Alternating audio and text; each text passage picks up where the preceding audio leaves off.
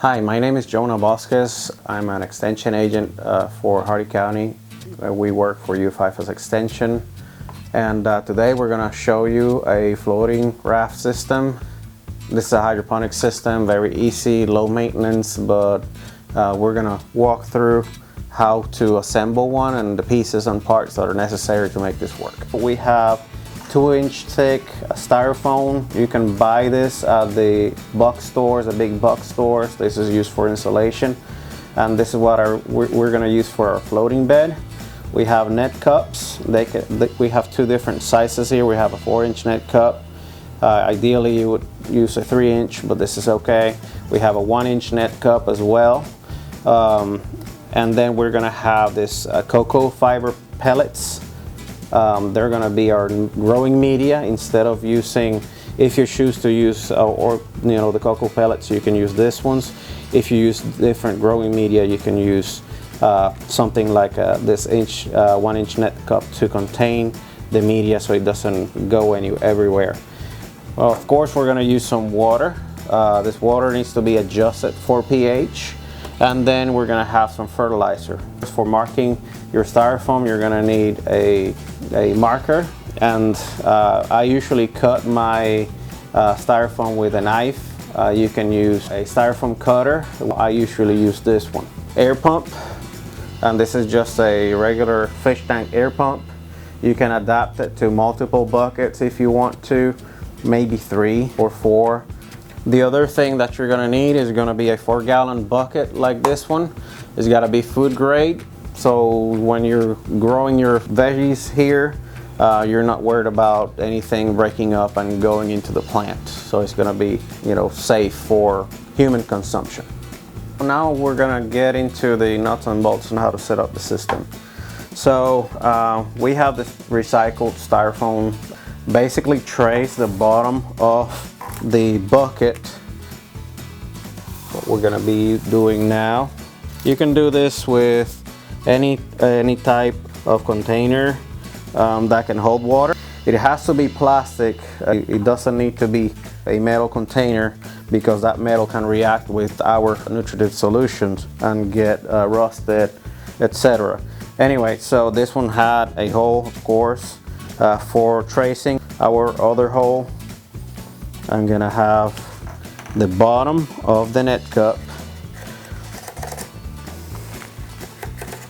as a guide. Fast forward, this is gonna be looking like that. You cut the edges of it, you measure against the surface area, make sure that this piece of styrofoam can loosely float. If water levels go down, that the floating raft goes down with it. We measure the width. If it's too loose and it sinks too much, you can fix that with some of this expanded clay or rocks or pebbles in order for it not to drown your plants. Typically, the water level is going to barely be touching our media surface. The media acts like a sponge and then absorbs that water upwards towards the root and has enough surface area for the air roots to oxygenate the scavenger roots. Let's look at those roots real quick. We have different roots here. This is my media, and she's been in this system for 3 weeks or so. And you have different roots. You have some short roots here. Those are the air roots, and these are the scavenger roots that are going to feed that plant. So those roots, that media needs to fall just on top of that water line, no more than 1/16 of an inch in depth, so it can maximize that air exchange that the roots need. Now that we have our system pre-cut and everything is in place, then we proceed to work with the water solution. And that's another short video for you, but let us go in and mimic what your system is going to look like.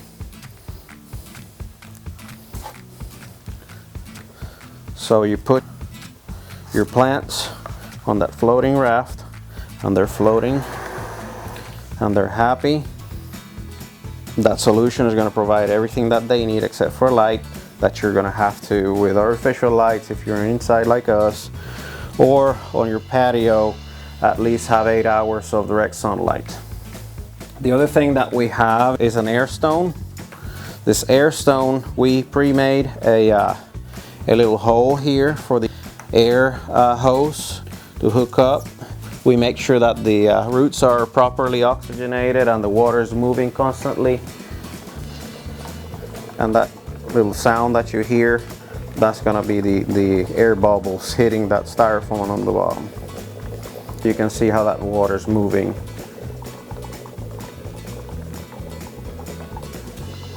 That's what you're after.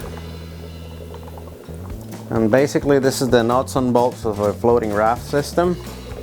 If it rains too much, the water is going to overflow, but the styrofoam bed is not going to move typically with, you know, a decent Florida rain. The nutrients in the water is not going to be that big of a deal either in a typical rainfall, because of that styrofoam that pitches most of the water outwards. We walked you through all the process of setting up your floating bed system. I know that you're going to have some questions. When you do, don't hesitate to call us at UF5 Extension. You have an extension office in every community in Florida, so look us up. You can also hit us up at Cafe Latino on Facebook, and we're here to help. We're here to provide solutions to your problems. In this case, we're talking about growing plants in a floating bed system.